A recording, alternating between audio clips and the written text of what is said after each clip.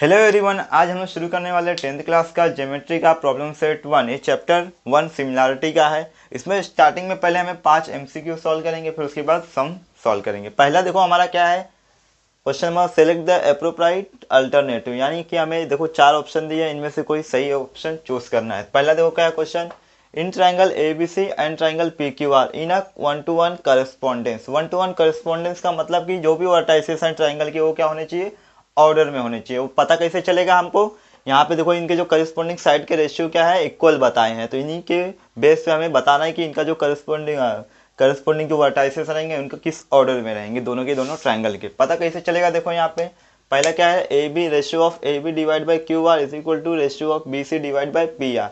यानी कि जो ये साइड ए बी है, ये जो साइड ए बी है ये किसके इक्वल है, साइड क्यू आर के इक्वल है, रेशियो इनका इक्वल है। हाँ, फिर दूसरा क्या है, B C divide by P R. B C का यहाँ पे देखो ये है बी सी और ये है हमारा पी आर, यानी कि ये दोनों क्या है, इन दोनों का जो रेशियो है वो इक्वल है। फिर तीसरा है हमारा सी ए डिवाइड बाई पी क्यू। ये है हमारा सी ए, ये है हमारा पी क्यू। देखो तीनों के तीनों जो साइड है दोनों के दोनों ट्राइंगल के वो क्या है, इक्वल है। इनका जो करस्पॉन्डिंग साइड का जो रेशियो है इक्वल है, तो हम लोग पता कर सकते हैं कि इनके जो वर्टाइसेस का ऑर्डर रहेगा किस ऑर्डर में रहेगा। कैसे पता चलेगा, देखो तो अब देखो यहाँ पे हम लोग बोल सकते हैं अगर तीनों साइड के रेशियो इक्वल है तो हम लोग बोल सकते हैं ट्राइंगल क्या है, दोनों के दोनों सिमिलर ट्राइंगल है, तो इनका वर्टाइसेस हम लोग ऑर्डर में लगा सकते हैं। कैसा, देखो A B divide by Q R है, जो साइड ए बी है किसके साइड के रेशियो के इक्वल है, क्यू आर के इक्वल है, यानी कि ए के प्लेस पे क्या है, क्यू है, और बी के प्लेस पे क्या है, आर है। तो हम लोग बोल सकते हैं कि जो ए के प्लेस पे है क्या है, क्यू है, और बी के प्लेस पे क्या है, बी के प्लेस पे क्या है, आर है। फिर उसके बाद क्या है, B C divide by P R है, यानी कि जो साइड बी सी है किसके इक्वल है, पी आर के इक्वल है। यानी कि बी तो हमें पता है कि आर के इक्वल है, यानी कि जो सी है वो किसके इक्वल होगा, नहीं सी के जो प्लेस पे होगा वो क्या होगा, पी होगा, यानी सी के प्लेस पे क्या होगा, पी होगा। अब हम लोग चेक कर सकते हैं ये जो प्लेस है, अगर सेम प्लेस रहा इन चारों में से किसी का, सेम ऑर्डर रहा वर्टाइसिस का, तो समझो वो चारों में से एक करेक्ट है। तो पहला चेक करते हैं, पी के प्लेस पे क्या है, देखो ए है, तो पी के प्लेस पे ए है क्या, नहीं, पी के प्लेस पे सी है, यानी कि ये रॉन्ग है। फिर ऑप्शन सी डायरेक्ट देखता हूँ मैं, सी के प्लेस पे क्या है, पी है, तो सी के प्लेस पे पी है क्या, हाँ ये तो सही है। फिर दूसरा चेक करो, बी के प्लेस पे क्या है, क्यू है, बी के प्लेस पे क्यू है क्या, देखो बी के प्लेस पे क्यू नहीं है, आर है, यानी कि ये हमारा रॉन्ग है। ऑप्शन ए देखते हैं, ऑप्शन ए देखते हैं, पी के प्लेस पे क्या है, सी है, सही है क्या, हाँ पी के प्लेस पे सी है। फिर क्यू के प्लेस पे क्या है, ए है, हाँ पी के प्लेस क्यू के प्लेस पे भी क्या है, ए है। आर के प्लेस पे बी है क्या, आर के प्लेस पे बी है क्या, हाँ आर के प्लेस पे बी है, यानी कि ये जो ऑप्शन बी है ये हमारा करेक्ट है। कैसे, क्योंकि देखो इनका जो वर्टाइसिस का ऑर्डर एकदम सही है, P Q R, P Q R similar to triangle C A B, C A B, देखो ये भी यहाँ से स्टार्ट हो रहा है, P Q C A B, P Q R, यानी कि हमारा जो ऑप्शन बी है वो एकदम करेक्ट है। अब आ जाते हैं दूसरे पे। दूसरा में क्या है, if in triangle D E F and triangle P Q are, दो ट्राइंगल दिए गए हैं, एक है हमारा डी ई एफ और दूसरा है पी क्यू आर, तो हमें बताना है कौन सा जो है करस्पॉन्डिंग साइड का रेशियो इक्वल है। कैसे पता चलेगा हमें, देखो जो एंगल डी है ये किसके कॉन्ग्रुएंट है, एंगल क्यू के, यानी कि ये angle D congruent to angle Q है। फिर दूसरा जो एंगल आर है वो किसके कॉन्ग्रुएंट है, एंगल ई के, यानी कि देखो यहाँ पे जो एंगल आर है किसके कॉन्ग्रुएंट है, एंगल ई के कॉन्ग्रुएंट है। तो हम लोग बोल सकते हैं कि पहला क्या है, angle D congruent to angle Q है। फिर दूसरा angle R congruent to angle E. देखो इन दोनों ट्रायंगल में दो करस्पॉन्डिंग एंगल क्या है, कॉन्ग्रुएंट है। तो हम लोग एंगल टेस्ट में पढ़े थे, स्टडी किए थे कि जब भी किसी दो ट्रायंगल के करस्पॉन्डिंग दो एंगल क्या हो, कॉन्ग्रुएंट हो, तो हम लोग एंगल टेस्ट से बोल सकते हैं कि वो दोनों ट्रायंगल क्या है, सिमिलर ट्रायंगल है। क्यों, क्योंकि देखो इनके जो करस्पॉन्डिंग एंगल है ये दोनों ये क्या है, कॉन्ग्रुएंट है। तो एंगल टेस्ट था ना, ये एंगल टेस्ट ऑफ सिमिलरिटी से बोल सकते हैं कि ये दोनों ट्रायंगल क्या है, सिमिलर ट्राइंगल है। तो अगर ये दोनों ट्राइंगल सिमिलर है तो इनके जो करस्पॉन्डिंग साइड का रेशियो होगा वो इक्वल होगा। जिससे देखो इसमें दोनों ट्राइंगल क्या है, सिमिलर है और उनके करस्पॉन्डिंग साइड का रेशियो है। तो इसी तरह इसमें उल्टा दिया है कि दोनों ट्राइंगल क्या है, सिमिलर है, हमें इनका करस्पॉन्डिंग साइड का रेशियो बताना है। लेकिन इसमें एक उल्टा बोला है कि state which of the following statement is false, यानी इनमें से 3 सही है, एक रॉन्ग है, और रॉन्ग वाला ही हमको चाहिए। तो रॉन्ग वाला कैसे पता चलेगा, देखो डी जो है क्यू के कॉन्ग्रुएंट है, डी जो है क्यू के कॉन्ग्रुएंट है, आर जो है ई के कॉन्ग्रुएंट है, यानी कि इसका जो ऑर्डर होगा कैसे होगा, डी के प्लेस पे क्यू आना चाहिए और ई के प्लेस पे ई, यानी कि डी ई एफ और क्यू आर पी। तो मैं बोल सकता हूँ triangle D E F similar to triangle Q R P.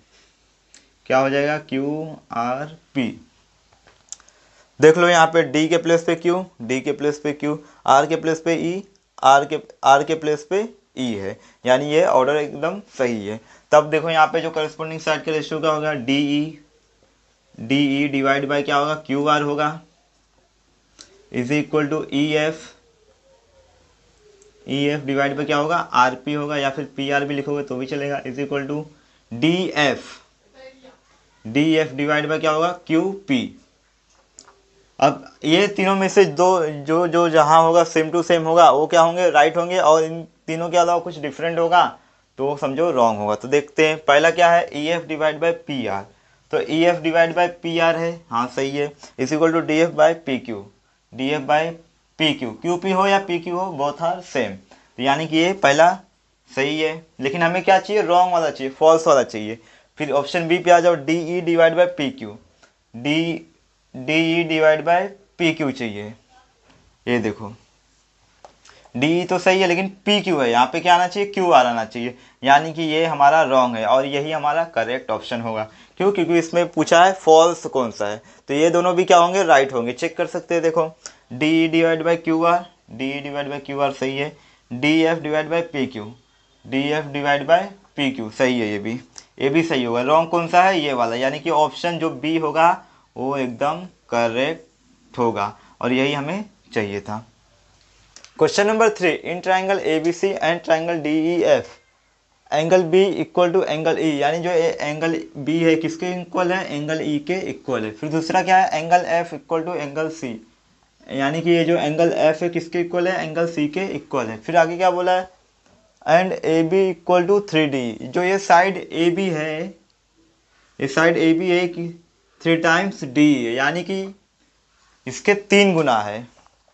अगर ये 1 है तो ये 3 है, अगर ये 2 है तो ये 6 होगा। क्यों, क्योंकि जो ए बी है ये 3 टाइम्स डी है, इसके 3 गुना है।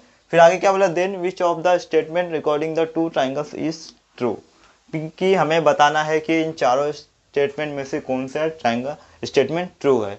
पहला, the triangles are not congruent and similar, यानी कि हमें बताना है ये दोनों ट्राइंगल कॉन्ग्रुएंट है या फिर सिमिलर है, या फिर दोनों कॉन्ग्रुएंट और सिमिलर दोनों है, ये भी बताने का हमें। पहले देखो ये जान लो कि कॉन्ग्रुएंट क्या होता है और सिमिलर क्या होता है। कॉन्ग्रुएंट और सिमिलर, पहले तो मैं ये डायरेक्ट बोल सकता हूँ कि ये दोनों ट्राइंगल क्या है, सिमिलर है। कैसे, क्योंकि देखो इसमें तो जो 2 करस्पॉन्डिंग एंगल क्या है, कॉन्ग्रुएंट है, तो हम लोग एंगल टेस्ट से बोल सकते हैं कि ये ट्राइंगल दोनों क्या है, सिमिलर है। ये तो पहले पता चल गया कि ये दोनों ट्राइंगल क्या है, सिमिलर। अब कॉन्ग्रुएंट है कि नहीं कैसे पता चलेगा, देखो जो सिमिलर होता है इसमें जो ट्राइंगल का शेप होता है ये सेम होता है और साइज डिफरेंट रहता है, चलता है, इसमें साइज छोटा बड़ा रहेगा चलेगा, डिफरेंट रहेगा, छोटा बड़ा रहेगा चलेगा। तो इसमें वही है कि देखो शेप तो सेम है लेकिन साइज डिफरेंट है, तो सिमिलर ट्राइंगल में साइज मैटर नहीं करता है, सिर्फ शेप सेम होना चाहिए। और इसमें 2 एंगल क्या है, कॉन्ग्रुएंट भी है, तो ये क्या हो गया, सिमिलर हो गया, पहला हो गया, ठीक है सिमिलर है। लेकिन कॉन्ग्रुएंट में क्या होता है, शेप सेम होता है, शेप सेम होता है, लेकिन इनका जो साइज होता है ये भी सेम होना चाहिए, एक ही साइज के होने चाहिए। लेकिन यहाँ पे देखो साइज क्या है, डिफरेंट है, ये छोटा है ये बड़ा है, यानी कि ट्राइंगल हमारे सिमिलर तो है लेकिन कॉन्ग्रुएंट नहीं है। तो हम लोग बोल सकते हैं कि triangle A B C similar to triangle D E F but not congruent. तो यहाँ पे देखो पहला क्या है, the triangles are not congruent and not similar, ये तो दोनों ही रॉन्ग बोला है, क्योंकि ये तो सही बोला है नॉट कॉन्ग्रुएंट, लेकिन नॉट सिमिलर भी बोल दिया, क्योंकि ये सिमिलर है तो पहला नहीं होगा। फिर दूसरा क्या बोला, the triangles are similar but not congruent, ये सही है। कैसे, क्योंकि देखो दोनों के दोनों ट्राइंगल क्या है, सिमिलर है बट कॉन्ग्रुएंट नहीं है, तो इसमें वही बोला है triangles are similar but not congruent, ये ऑप्शन भी हमारा करेक्ट है। अब आते हैं हम लोग क्वेश्चन नंबर 4 पे। क्वेश्चन नंबर 4 में क्या है देखो,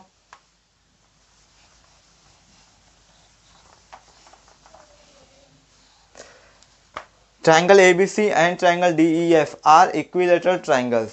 देखो क्वेश्चन में ऑलरेडी बोल दिया कि ये दोनों ट्राइंगल क्या है, इक्विलेटरल है। इक्विलेटरल ट्राइंगल में क्या होता है कि जो तीनों के तीनों एंगल होते हैं क्या होते हैं, ईच एंगल 60 डिग्री के होते हैं। कि यानी कि जो एंगल, ये एंगल A होगा 60 डिग्री का होगा, AB एंगल B जो होगा ये भी 60 डिग्री का, AB 60 डिग्री का, और ये तीनों भी क्या होंगे 60 डिग्री के होंगे। ये इक्विलेटरल ट्राइंगल में होता है।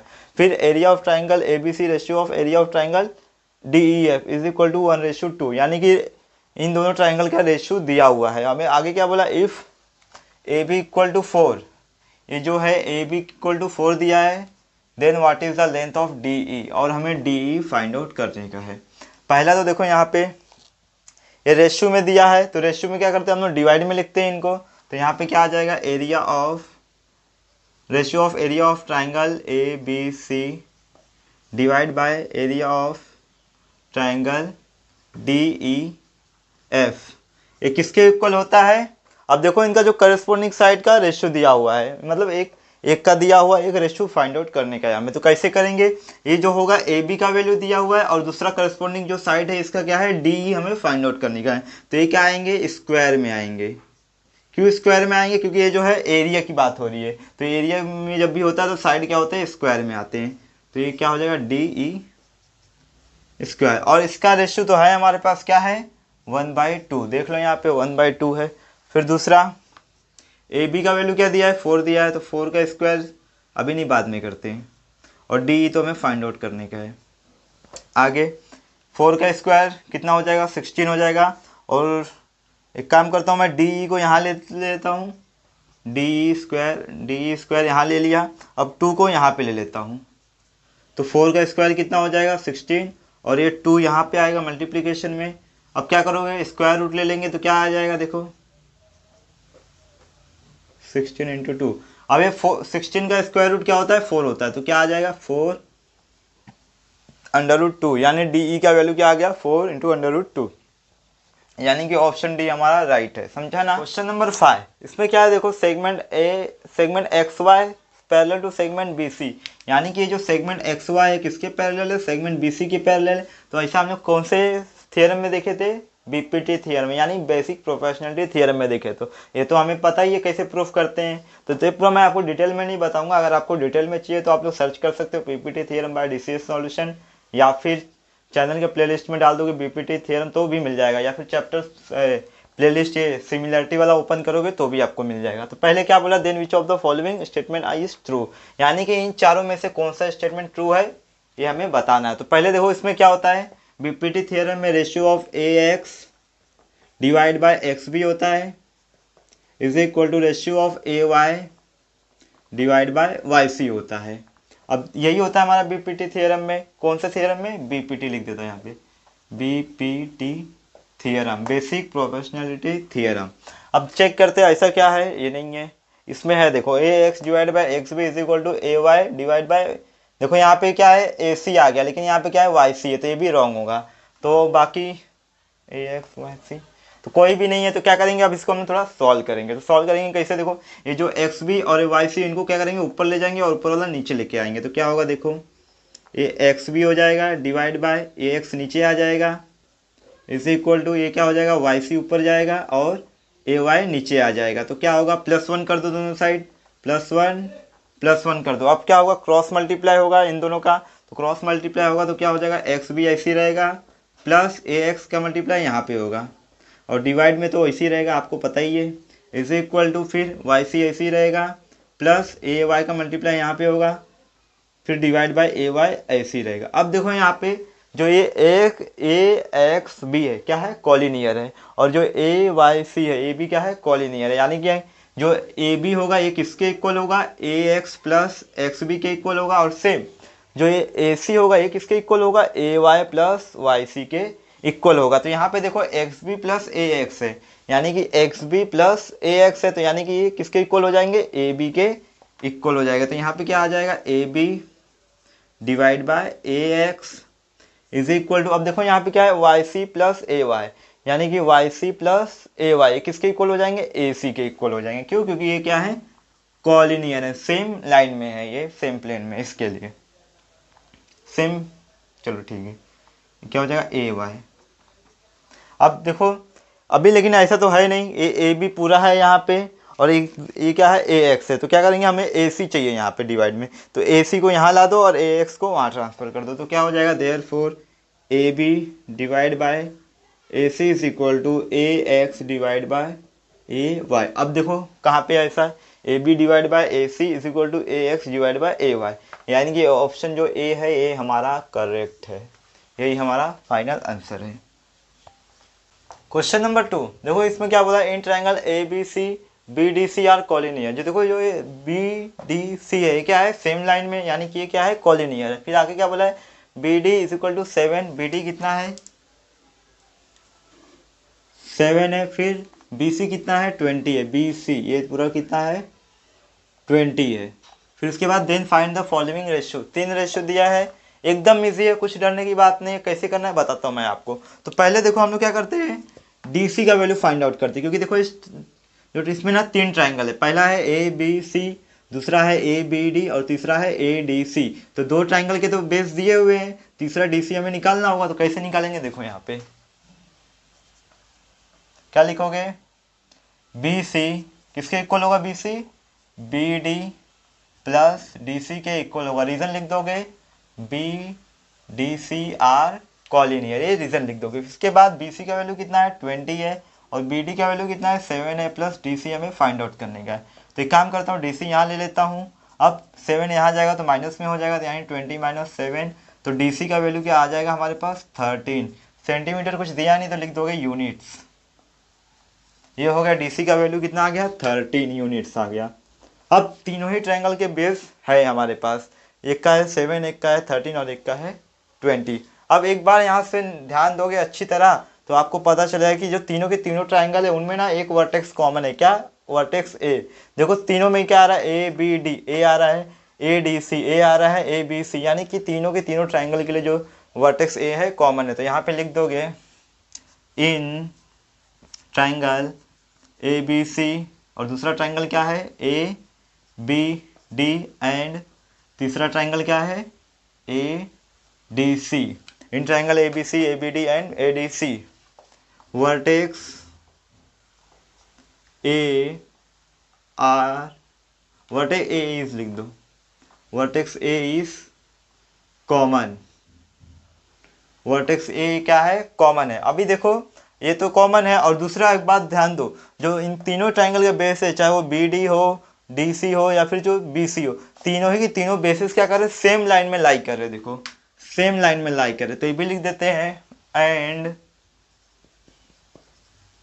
बेसिस, बेसिस क्या क्या है, ए बी सी में क्या बेस है, बी सी, बी सी, और ए बी डी में क्या बेस है हमारा, देखो ट्रायंगल ए बी सी में क्या था, बी सी था, और ए बी डी में क्या है, बी डी है, B D, and A D C में क्या है, डी सी है। Are lie on the same line, are lie on the same line. अगर तीनों बेस सेम लाइन पे लाई कर रहे हैं और जो वर्टेक्स ए है इनका कॉमन है, और तीनों ही ट्रायंगल के जो बेस है उनका जो ऑपोजिट वर्टेक्स है क्या है, ए कॉमन है, तो हाइट भी क्या होगा, कॉमन होगा। क्यों, क्योंकि जो हाइट होता है ना वो परपेंडिकुलर टू द बेस होता है।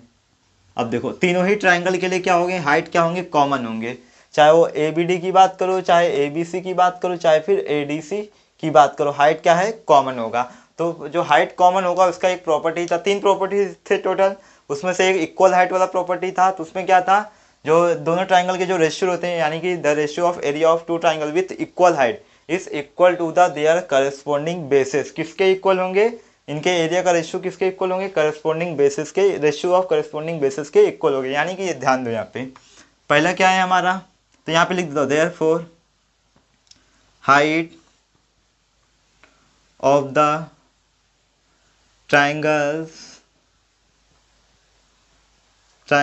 आर इक्वल, इक्वल होंगे हाइट तीनों ही ट्रायंगल के। तो यहाँ पे पहला क्या है हमारा, a ratio of area of triangle A B D divide by area of triangle A D C. A D C मैंने किसके इक्वल बताया, देखो the ratio of area of two triangles with equal height. Equal height है, किसके equal होंगे, ratio of their corresponding bases. अब इन दोनों का करस्पॉन्डिंग बेस क्या है, A B D. A B D का corresponding base, A B D का बेस क्या है, बी डी।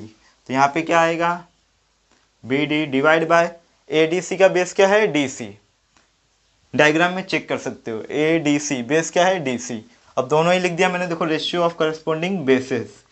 तो यहाँ पे लिख दोगे with equal height, triangles with equal height लिख दो, ट्राइंगल्स विथ इक्वल हाइट्स। अगर ये नहीं समझ में आ रहा, देखो चैप्टर नंबर 1 है जो सिमिलैरिटी, उसमें स्टार्टिंग के 3 प्रॉपर्टी है। तीनों प्रॉपर्टी अगर अच्छे से पढ़ लोगे, ये पूरा का पूरा प्रॉब्लम सेट आसानी से सॉल्व कर दोगे। तो ये प्रॉपर्टी दूसरा है। अब देखो पहला है, ये पहले में देखो क्या आ जाएगा, पहले तो ये तो ऐसे ही आएगा, क्योंकि ये हमें फाइंड आउट करने का, A B D divide by area of triangle A D C है, सॉरी ए डी सी किसके इक्वल होगा, बी डी का वैल्यू तो है हमारे पास, क्या है बी डी का वैल्यू 7 है, और डी सी का वैल्यू हम लोग फाइंड आउट किए, देखो अभी अभी कितना है, 13 है। बस हो गया, यही करना था। अब दूसरा आ जाओ, दूसरे में क्या दिया है, देखो सेम ऐसे ही है, एरिया ऑफ ट्राइंगल क्या है, A B D divide by area of triangle क्या है, ए बी सी। अब ट्राइंगल ए बी डी में हाइट तो इक्वल ही है तीनों के तीनों ट्राइंगल का, तो ए बी डी में बेस क्या है, बी डी है, यहाँ पे आ जाएगा बी डी। और ए बी सी में बेस क्या है, ए बी सी, तो बी सी इसका क्या है, बेस है। हाँ, ये तो हमें फाइंड आउट करने का, ये तो ऐसे ही रहेगा, area of triangle A B D divide by क्या हो जाएगा, area of triangle A B सी।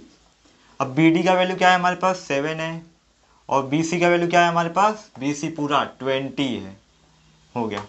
और यहाँ पे लिख देना रीजन में सेम यही वाला, ट्राइंगल्स विथ इक्वल हाइट्स लिख देना यहाँ पे, ट्राइंगल्स विथ इक्वल हाइट, हाँ सेम टू सेम लिख देना। फिर अब तीसरे पे आ जाओ, तीसरे में क्या है देखो, area of triangle, ratio of area of triangle A D C divide by area of triangle A B C. अब पता ही चलेगा ए डी सी में बेस क्या है, डी सी है, सेम ए बी सी में बेस क्या है, बी सी है। तो यहाँ पे लिख दोगे क्या, सेम यही कॉपी कर लेना, हाँ सेम टू सेम। फिर area of triangle A D C,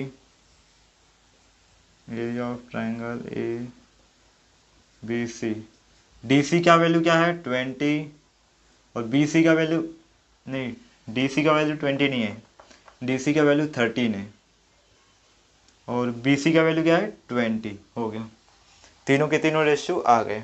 question number तीसरा, ratio of area of two triangles with equal height. देखो जैसे इसके पहले इक्वल हाइट था, सेम अभी भी इक्वल हाइट है, इज 2:3, यानी कि दो ट्राइंगल्स है उनका हाइट इक्वल है और उनका रेशियो दिया हुआ है, एरिया का जो रेशियो है 2:3 दिया हुआ है। If base of smaller triangle is 6 centimetre then what is the corresponding base of bigger triangle. Area का रेशियो दिया हुआ है दोनों ट्राइंगल का, देखो करके डायग्राम में दिखाता हूँ मैं आपको। जैसे क्या है, दो ट्राइंगल है, इन दोनों का हाइट क्या है, इक्वल है, सेम हाइट है, हाँ। और एक का जो एरिया का रेशियो है, यानी कि स्मॉलर ट्राइंगल किसका दिया है, स्मॉलर ट्राइंगल का जो बेस है वो 6 सेंटीमीटर दिया हुआ है, और बिगर ट्राइंगल का हमें फाइंड आउट करने का, हाइट क्या है, इक्वल है, और एरिया का जो रेशियो है कितना है, 2:3 है। तो देखो यहाँ पे पहले कंसिडर कर लेते हैं एरिया, फिर बेस, फिर आपको सॉल्व करके दिखाता हूँ मैं। तो पहले लिखोगे आप लोग सॉल्यूशन में, let area of smaller triangle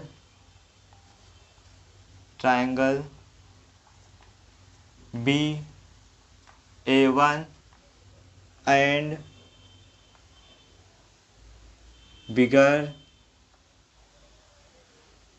triangle be A two, यानी कि देखो जो एरिया का रेशियो है तो ऑलरेडी दिया हुआ है, लेकिन फिर भी हमें क्या होगा कंसिडर करना होगा सॉल्यूशन करने के लिए। तो let area of smaller triangle be A one की जाओ, स्मॉलर ट्राइंगल उसका एरिया ए वन है और जो बिगर ट्राइंगल उसका एरिया क्या है ए टू है। और हमें क्या होगा बेस भी कंसिडर करना होगा, ए हाइट कंसिडर करने की जरूरत नहीं क्योंकि हाइट जो है इक्वल है। And base of smaller triangle B one and bigger triangle B क्या होगा बी टू, यानी जो स्मॉलर ट्राइंगल का बेस होगा बी वन होगा और जो बिगर ट्राइंगल का बेस होगा वो बी टू होगा। तो यानी कि वैल्यू क्या हो जाएगा therefore A one divide by A two, यानी कि ratio of area of A one and A two, ratio क्या दिया हुआ है ट्राइंगल का 2:3, तो क्या हो जाएगा यहाँ पे 2:3 कैसे लिखेंगे 2 डिवाइड बाई 3। और बी वन क्या हो जाएगा हमारा, बी वन क्या है ये हमारा स्मॉलर ट्राइंगल है, तो स्मॉलर से ट्राइंगल का बेस कितना दिया हुआ है 6 सेंटीमीटर दिया हुआ है। और बिगर ट्राइंगल का बेस क्या है बी टू, जो कि हमें फाइंड आउट करने का है। अब कैसे करेंगे देखो, जो इक्वल हाइट वाले होते हैं मैंने पहले ही बताया, the ratio of area of two triangles with equal height is equal to the ratio of their corresponding basis, किसके इक्वल होंगे करस्पॉन्डिंग बेसिस के, यानी क्या हो जाएगा A one divide by A two, ये क्या है एरिया के रेशियो है, ये किसके इक्वल होंगे रेशियो ऑफ करस्पॉन्डिंग बेसिस के इक्वल होंगे। तो करस्पॉन्डिंग बेसिस क्या है बी वन और बी टू, जिसमें से ए वन और ए टू का क्या दिया है 2/3 दिया हुआ है is equal to B one का क्या दिया हुआ है 6 दिया हुआ है और बी टू हमें फाइंड आउट करने का है। यहाँ पे लिख दोगे areas with triangles with equal height लिख दो, यहाँ पे triangles with equal height, reason लिखना बहुत जरूरी है, ट्राइंगल्स विथ इक्वल हाइट। अब क्या होगा 3 को यहाँ लेके जाओ तो क्या हो जाएगा 6 × 3 हो जाएगा, फिर इस 2 को यहाँ ले लो और B2 को यहाँ ले लो साइड में, तो क्या हो जाएगा देखो 2 3 जा 6, बचा कितना 3 × 3, क्या बचा 3 × 3 मल्टीप्लाई करोगे क्या आएगा 9 सेंटीमीटर। तो यहाँ पे लिख दोगे therefore base of bigger triangle is base of bigger triangle is कितना होगा 9 सेंटीमीटर, बड़े ट्राइंगल का बेस क्या हो जाएगा 9 सेंटीमीटर। क्वेश्चन नंबर 4 क्या बोला in the figure given angle A B C equal to angle D C B equal to 90 degree, यानी कि जो एंगल बी और एंगल सी है दोनों के दोनों क्या है 90 डिग्री, और इसमें दो ट्राइंगल है, पहला जो ट्राइंगल है ए बी सी और जो दूसरा ट्राइंगल है वो क्या है डी सी बी। इसमें क्या है ए बी जो है पहला जो ट्राइंगल है ए बी उसका हाइट है कितना है 6 है, और जो डी सी जो है दूसरे ट्राइंगल का हाइट है देखो 8 है। तो हमें क्या करने का है एरिया का रेशियो फाइंड आउट करने का है। अब देखो इसके पहले हम लोग जितने भी क्वेश्चन किए उसमें क्या था हाइट इक्वल था, लेकिन इसमें क्या है दोनों के दोनों ट्राइंगल का हाइट क्या है डिफरेंट है, हाइट डिफरेंट है, लेकिन इसमें क्या है बेस कॉमन है। देखो जैसे ए बी सी आया डी सी बी बेस क्या है कॉमन है, तो यानी कि इसमें क्या होगा जैसे उसमें इक्वल हाइट के लिए करते थे इसमें क्या होगा इक्वल बेस के लिए करेंगे। तो इसमें क्या होगा हमारा स्टेटमेंट कि the ratio of area of two triangles with equal base is equal to the ratio of their corresponding height, किसके इक्वल होगा इन ट्राइंगल का रेशियो इनके करस्पॉन्डिंग हाइट के रेशियो के इक्वल होगा। कैसे देखो यहाँ पे, तो पहले तो आप लोग लिखोगे in triangle A B C and triangle क्या है दूसरा डी सी बी। अब इसमें क्या है देखो ऑलरेडी बोला है कि जो A B C equal to D C B कितना है 90 डिग्री, ये सब क्या है गिवन है। अब इसमें बेस क्या है कॉमन है, तो यहाँ पे लिखेंगे in triangle A B C and triangle D C B base B C is common, base क्या है, कॉमन है, यानी कि दोनों ही ट्रायंगल के लिए बेस क्या होंगे, इक्वल है, कॉमन है, इसके लिए ये इक्वल है। तो यहाँ पे बोल सकते हैं कि therefore ratio of area of triangle A B C is, area of triangle क्या हो जाएगा, डी सी बी, किसके इक्वल होंगे, बेस तो इनका इक्वल है, तो यानी किसके इनको इक्वल होंगे, ratio of their corresponding height. तो हाइट क्या है हमारा, इसका ए बी या हाइट है, देख लो हाइट ए बी है और उसका डी सी हाइट है, डी सी। तो यहाँ पे लिख दोगे triangles,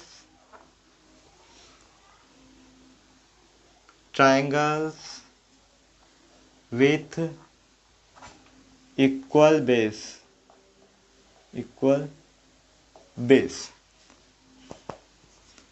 ratio of area of triangle A B C divide by area of triangle D C B.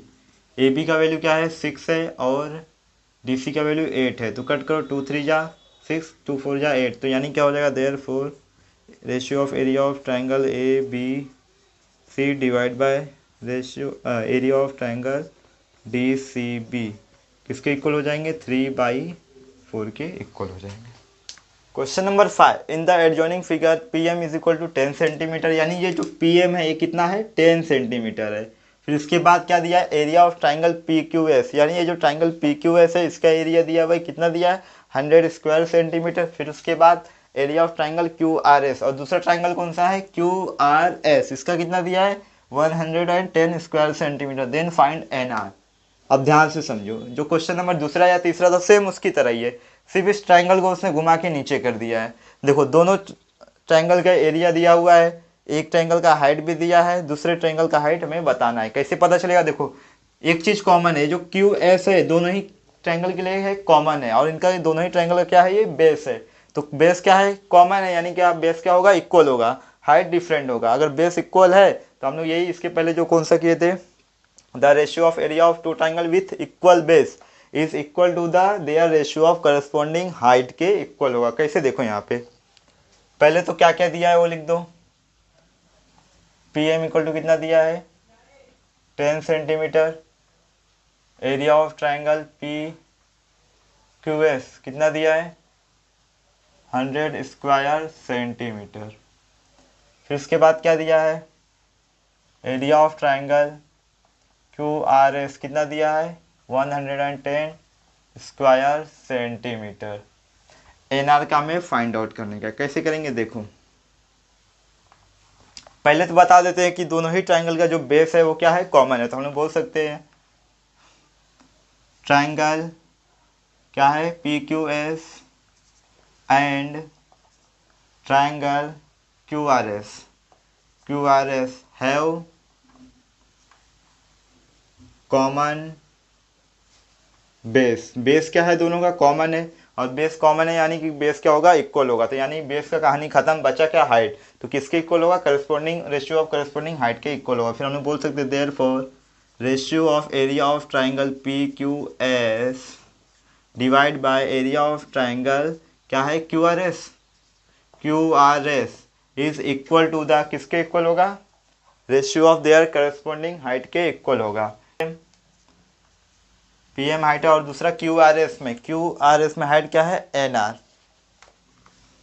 Are. तो किसके इक्वल होता है, the ratio of area of two triangles with equal base is equal to the ratio of their corresponding height के equal होगा। तो यहाँ पे लिख दूंगा ट्राइंगल्स, ये बहुत इंपॉर्टेंट है लिखना, ट्राइंगल्स विथ इक्वल बेसेस, दोनों ही ट्राइंगल के बेस क्या है, इक्वल है, कॉमन है। तो यहाँ पे क्या होगा, देखो रेशियो दिया हुआ है दोनों का।